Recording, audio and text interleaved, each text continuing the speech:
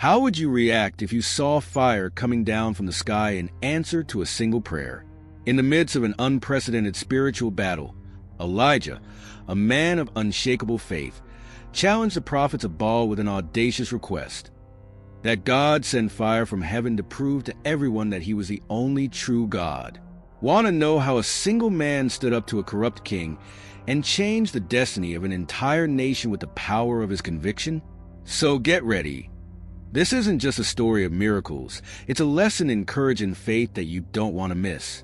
Like this video and subscribe to the channel so you don't lose no content and continues following the powerful lessons of faith and courage that we share here. In ancient times, when the people of Israel walked far from God, giving themselves over to idolatry and momentary pleasures, spiritual darkness took over the land. King Ahab, influenced by the ruthless Queen Jezebel, had allowed the Baal cult to prosper.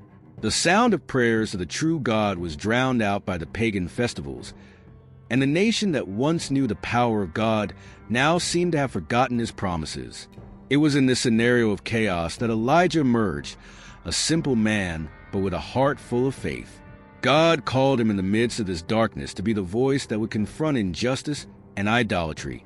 Elijah was not a man of many resources, but his courage was fueled by the certainty that he was on a divine mission. The nation's fate was in his hands, and he knew it wouldn't be easy. With a firm stance, Elijah marched to King Ahab's palace. His footsteps echoed through the hallways, while his heart pounded. Before the powerful monarch, he made a declaration that would change the course of history. As the Lord lives, there will be neither rain nor dew on the earth in the years to come, except as I say so. His words fell like a stone into the lake, creating ripples of fear. As soon as Elijah's words were spoken before King Ahab, the sky closed in a profound silence. The wind, which had previously blown gently, now seemed to carry with it a dark omen. And then, day after day, the sun burned brighter, and the once fertile ground began to crack. The rain, which gave life to crops and rivers, disappeared as if it had never existed. Elijah, with the courage of someone who knows he is fulfilling God's will, watched everything from afar. The drought he had announced was not just a natural phenomenon, but a clear sign of divine wrath against the idolatry that dominated Israel. The people, little by little, began to feel the weight of the prophet's words. The dust rose with the slightest step, and the children's eyes shone with hunger and thirst. As suffering spread across the land, Elijah remained steadfast, but he knew that now, with Ahab and Jezebel furious, his own life was at risk. God, always attentive, guided him away from the city, taking him to the desert, to an isolated place where few would dare to go, the stream of Cherith. There, among the calm waters and the birdsong, Elijah would find refuge. And it was in this place, unlikely for human survival, that Elijah saw the first great miracle. Crows, creatures considered unclean by many, brought him food every day. It was a surprising image. Birds, messengers of divine providence, feeding the prophet as if they were servants of God. The days passed slowly, and Elijah, on the edge of the Cherith stream, watched the flow of waters decrease. The stream, which used to flow abundantly, was now barely more than a trickle. The silence of the desert was broken only by the sound of the crows, which continued to bring food faithfully day after day. Even so, Elijah knew that the drought he had prophesied would reach every corner, including that place of refuge. Each morning, as the sun rose over the horizon, the stream dried a little more. Elijah remained firm, confident in God's provision. The desert around him seemed inhospitable, but he knew that the same God who dated the heavens had a greater plan. However, the scenario changed quickly. The waters, which previously quenched his thirst, finally ran out. It was then that God spoke again. Elijah was to leave the desert and go to a city outside of Israel, a pagan city, Zarephath. There, he would meet a widow, a simple and poor woman, who would be the key to his survival. The instruction was clear, but Elijah knew that obeying this command would bring new challenges. How could a widow, already in deep poverty, support him. With a heart full of confidence, the prophet began his journey, leaving the dry stream behind and advancing towards the unknown city. When he arrived, he saw a slight woman collecting sticks. His tired eyes reflected the daily struggle for survival. The widow of Zarephath looked at Elijah with eyes full of surprise and pain. She held in her hands a handful of flour and some olive oil, the last meal she had for herself and her son. The prophet, unknown to her, had asked for just this little scrap of food. How could I fulfill that request? Hunger was already weighing her down, and she knew that, after that bread, there would be nothing left. Yet there was something about Elijah's presence, something that brought him a strange peace, even in the face of scarcity. Elijah, in his calm voice, spoke the words that would change that woman's life. "Do not be afraid. Go and do as you said, but first make me a little cake, and then you will make it for yourself and your son. For so it says the Lord, the flour in your pot will not run out, and the oil in the jar will not run out, until the day that the Lord descend rain on the earth." The promise seemed impossible, almost crazy. However, the widow, perhaps moved by a last ray of hope, decided to obey. She went to her humble kitchen, prepared the cake with what was left, and gave it to the prophet. The moment he returned to the pan of flour and the jug of oil, his eyes widened. The flour was still there. The oil was still dripping. The miracle happened. Day after day, the flour never ran out, and the oil continued to flow. Life, which previously seemed destined to end, renewed every dawn. But soon, something even more tragic would happen. The silence that reigned in the widow's house was broken by a cry of despair. His son, who until then had survived drought and famine, was now seriously ill.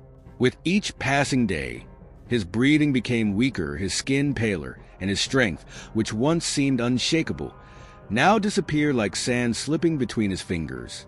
His mother looked at him helplessly, her eyes flooded with tears. Elijah, who had witnessed so many miracles, saw that woman suffering as if it were his own. But the tragedy did not stop there. The boy breathed his last, and the sound of the widow's heart breaking seemed to echo throughout the house. She, in her grief, turned to Elijah with a mixture of sadness and anger. "What have I done to you, man of God? Have you come here to remind me of my sin and make my son die?" Elijah, deeply touched, did not allow himself to be overcome by the pain. He took the boy from his mother's arms and took him to his room, laying him on the bed. With a faith that went beyond understanding, the prophet leaned over the child's body and prayed fervently. "O Lord my God, I beg you to bring this boy back to life." The silence in the room was almost palpable as Elias cried out once again. Suddenly, like a divine breath, the child's body began to move. Life returned, slow and mysterious, and the boy opened his eyes. Elias, with a smile of hope, picked up the boy and handed him to his mother. Joy took over the house, like a ray of sunlight breaking through the clouds. But Elijah's mission was far from over. The fame of Elijah's deeds had already spread throughout the kingdom of Israel, and the drought, merciless as it was, became increasingly unbearable. The cracked ground screamed for rain, and the people began to cry out for answers. Meanwhile, the prophet, knowing that the time of confrontation was approaching, received a clear order from God. It was time to directly challenge the prophets of Baal and show the true strength of the God of Israel. Elijah returned to the palace and, without fearing King Ahab's harsh gaze, launched the challenge. On Mount Carmel, in front of all the people, it would be decided who was the true God. Ahab, moved by his pride and trust in the 450 prophets of Baal, accepted. The meeting was scheduled, and the people gathered at the top of the mountain, eager to see who would win the celestial battle. With a voice that echoed throughout the valley, Elijah made the proposal. "Bring 2 bulls. Let the prophets of Baal choose one. Prepare the altar and cry out to their God. I will do the same. The God who responds with fire, that will be the true God." The prophets of Baal began their rituals from an early age. They sang, shouted, danced around the altar, waiting for Baal to hear them. But nothing. The silence was absolute. The hours passed, and despair began to grow. Elias, observing the scene, released a cutting irony. Scream louder. Maybe he's sleeping or traveling. The day progressed, and the prophet's frustration turned into chaos. It was Elijah's turn. Elijah, with a serenity that contrasted with the despair of the prophets of Baal, approached the altar. The stones, now soaked with water, seemed to mock the possibility of fire. The people, curious and in suspense, watched the prophet's every move. The sky remained cloudless, and the land, dry, awaited the outcome. Elijah raised his hands to heaven and prayed a simple but faith-filled prayer. O Lord, God of Abraham, Isaac, and Israel, let it be known today that you are God in Israel, and that I am your servant. The silence that followed was broken by a deep sound, like distant thunder. Suddenly, the sky was torn apart and a pillar of fire descended, consuming the sacrifice, the stones, the water, and even the dust around the altar. The heat of the flame was overwhelming, an undeniable demonstration of God's power. The people, astonished, fell to their knees shouting, "The Lord is God! The Lord is God!" Elijah's victory was clear, and the false prophets of Baal were unmasked. The spiritual drought that covered Israel seemed finally to have been broken. But Elijah knew something was still missing. The sky, which had responded with fire, had not yet shed the long-awaited rain. The land remained dry, and the clouds remained distant. Elijah climbed to the top of Mount Carmel, knelt down and began to pray. 7 times he told his servant to look at the horizon, and each time the servant came back saying, "There is nothing." But on the 7th time, a small cloud appeared. The small cloud, the size of a man's hand, appeared on the horizon, like a timid sign that something big was about to happen. Elijah, with his knees still on the ground and his heart full of faith, knew immediately that God's answer was on the way. He stood up quickly and said to his servant, "Go, run to King Ahab and tell him to prepare his chariot, for the rain is coming." The servant, even though he only saw a small cloud, obeyed without question, and Elijah remained on top of the mountain, looking at the sky. In a matter of minutes, the clouds began to multiply, dark and dense, covering the sky like a blanket. The wind began to blow stronger, and the smell of rain, which had disappeared for so long, filled the air. It was as if the land itself was eager for that moment of redemption. Soon, the first drops began to fall, light at first, but before long they turned into a storm. The sound of the rain hitting the dry ground was like music to the ears of Elijah and the people of Israel. The earth, which was once cracked and lifeless, now began greedily absorbing water, like a thirsty traveler in the desert. Ahab, in his chariot, was racing against time to escape the rain that was now falling in torrents. But in a surprising gesture, Elijah, strengthened by the power of God, ran in front of the king's chariot, like lightning crossing the wet field. The prophet who had brought the drought now ran under the rain that he himself had announced. The news of Elijah's victory and the rain that finally fell on the dry land soon reached Jezebel's ears. The queen, known for her cruelty and devotion to false gods, was furious. Your pride hurt inflamed, and Elijah's power, now undeniable, was a threat she could not bear. In a fit of rage, Jezebel sent a clear and frightening message to the prophet. "May the gods punish me severely if by this time tomorrow you are not dead, just like the prophets of Baal." Jezebel's threat reverberated like thunder in Elijah's ears. He, who had faced so many challenges and witnessed powerful miracles, felt a fear he had not known for a long time. It was as if, suddenly, the entire weight of the spiritual battles he had fought fell on his shoulders. Fear pushed him away, and the great prophet, fleeing, ran for his life. Elijah ran into the wilderness, a lonely and desolate place. The heat and silence were overwhelming, but they reflected exactly what he felt inside. Exhausted, discouraged, and without strength. Arriving under a juniper tree, a tree that barely provided shade, Elijah, in deep anguish, sat down and prayed with a heavy heart. "It is enough, Lord. Take my life, for I am no better than my ancestors." There in the desert, while the prophet rested, God, in his infinite compassion, sent an angel. Elijah, still weak and dejected, was awakened by the angel's gentle touch. Before him, the unexpected, a freshly baked loaf of bread and a jug of water.